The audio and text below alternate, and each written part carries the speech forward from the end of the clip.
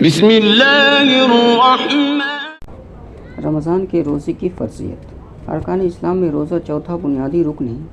روزے کی فرضیت کا حکم دوسری صدی ہجری میں تحویل کعبہ کے واقعہ سے 10 دن بعد شعبان کے مہینے میں ہوا، جس میں رمضان کو ماہ صیام قرار دیتے ہوئے سورہ بقرہ آیت نمبر 185 میں اللہ تعالیٰ نے فرمایا، بس تم میں سے جو کوئی اس مہینہ کو پالے تو وہ اس کے روزے ضرور رکھے۔ چنانچہ روزے کی فرضیت کا مقصد بھی یہی ہے کہ سرکش نفس کی اصلاح ہو اور شریعت کے احکام جو نفس کو بھاری معلوم ہوتے ہیں اس کا عمل میں لانا آسان ہو جائے۔ رمضان کی وجہ تسمیہ۔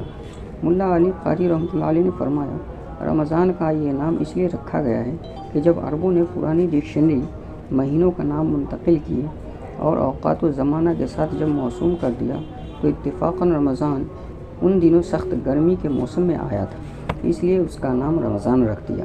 نیز رمضان کو رمضان کا نام اس لیے دیا گیا کہ وہ گناہوں کو جلا دیتا ہے۔ روزے کی حکمت۔ ہجرت کے بعد روزے کو فرض کرنے کی حکمت یہ تھی کہ جب مسلمان توحید و رسالت، نماز اور ہجرت سے پہلے نازل ہونے والے دوسرے قرآنی احکام پر عمل کرنے کے عادی ہو جائیں تو پھر انہیں روزے کا حکم دیا جائے۔ رمضان کے روزے کی فرضیت سے پہلے رسول اللہ صلی اللہ علیہ وسلم عاشورہ یعنی 10 محرم کا روزہ اہتمام سے رکھتے تھے۔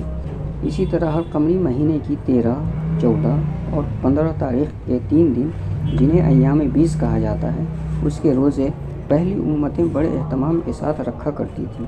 پھر جب رمضان کے روزے کو فرض کیا گیا تو عاشورہ کے روزہ کا حکم ختم ہو گیا۔ روزے کی مصلحت۔ روزہ سے جہاں روح کو طاقت ملتی ہے وہیں اس سے بدن کی بھی اصلاح ہوتی ہے، اس لیے زیادہ تر بیماریاں معدہ کی خرابی کی بنیاد پر ہوتی ہیں۔ چنانچہ کہا جاتا ہے، المعدۃ ام الامراض، معدہ بیماریوں کی جڑ ہے۔ رسول اللہ صلی اللہ علیہ وسلم نے فرمایا، ہر چیز کی زکوٰۃ ہے اور جسم کی زکوٰۃ روزہ ہے، اور روزہ آدھا صبر ہے۔ روزہ کے ذریعے اللہ تعالیٰ کی عطا کی ہوئی نعمتوں کی دل میں قدر و منزلت پیدا ہوتی ہے، کیونکہ جب تک انسان کو بھوک اور پیاس کی شدت کا احساس نہ ہو اسے کھانے پینے کی سچی قدر کیا ہوگی، اور جب نعمتوں کی قدر و منزلت کی معرفت حاصل ہوگی تو اس کا زیادہ سے زیادہ حق ادا کرنے کی کوشش کی جائے گی۔ تو اس طرح روزہ اللہ تعالیٰ کے شکر اور اس کی عبادت پر آمادہ کرنے میں ایک اہم اثر رکھتا ہے۔ اس لیے رسول اللہ صلی اللہ علیہ وسلم نے فقر کو غنا پر ترجیح دی۔ پھر روزہ کی وجہ سے جب انسان بھوک اور پیاس کی شدت محسوس کرتا ہے تو اس کے اندر غریبوں اور مسکینوں کی تکلیف کا احساس بیدار ہو جاتا ہے، کیونکہ ناز و نعمت میں پلا ہوا شخص جس نے بھوک اور پیاس کی تکلیف کبھی برداشت نہیں کی، اسے بھوکے پیاسے کی حالت ظاہر اور تکلیف کا کیا علم ہوگا۔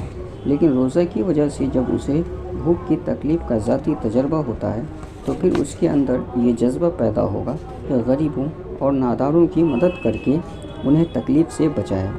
چنانچہ رسول اللہ صلی اللہ علیہ وسلم کے متعلق سیرتوں میں آتا ہے کہ حیات طیبہ کے آخری دور میں جب مال فی کی وجہ سے آپ صلی اللہ علیہ وسلم کی تنگدستی دور ہو گئی تھی تو اس زمانے میں آپ صلی اللہ علیہ وسلم نے روزے کی تعداد میں زیادتی فرما دی تھی، اور جب آپ صلی اللہ علیہ وسلم سے اس کا سبب پوچھا گیا تو فرمایا کہ روزہ اس لیے رکھتا ہوں تاکہ غریبوں کو نہ بھول جاؤں۔ روزہ کی مشروعیت کا مقصد انسان کو تنگی اور دشواری میں مبتلا کرنا نہیں ہے، جیسا کہ قرآن میں ہے، اللہ تعالیٰ تم پر آسانی چاہتا ہے اور تم پر دشواری نہیں چاہتا ہے، بلکہ روزے کا مقصد روحانیت کو قوی کرنا، ارادے میں مضبوطی پیدا کرنا، صبر و رضا کا عادی بنانا، جسم کو بیماریوں سے بچانا اور اللہ تعالیٰ کی نعمتوں کی انسان کے دل میں قدر و منزلت پیدا کرنا ہے۔ روزہ اور مسلمانوں کا طرز عمل۔ رمضان کا روزہ جن مقاصد حسنہ کے لیے فرض کیا گیا تھا، بزرگان دین نے روزہ کے آداب و واجبات کی رعایت کر کے ان مقاصد کو پورے طور پر حاصل کیا۔ وہ لوگ دن کو روزہ رکھتے تھے اور رات بھر ذکر و فکر اور نماز تلاوت میں مشغول رہتے تھے اور ایک ایک لمحہ کو اللہ کی عبادت میں گزارتے تھے۔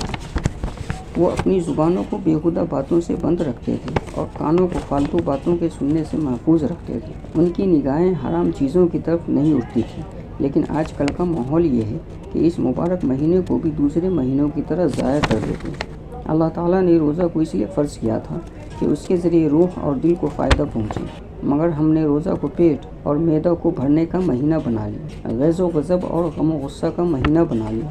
اللہ تعالیٰ نے اسے سکینت اور وقار کا مہینہ بنایا تھا، مگر ہم نے اسے گالی گلوچ اور لڑائی جھگڑے کا مہینہ بنا لیا۔ اللہ تعالیٰ نے روزہ کو اس لیے فرض کیا تھا کہ ہماری عادتوں میں تبدیلی آ جائے، مگر ہم نے سوائے کھانے پینے کے ٹائم ٹیبل میں تبدیلی پیدا کرنے کے کچھ نہیں کیا۔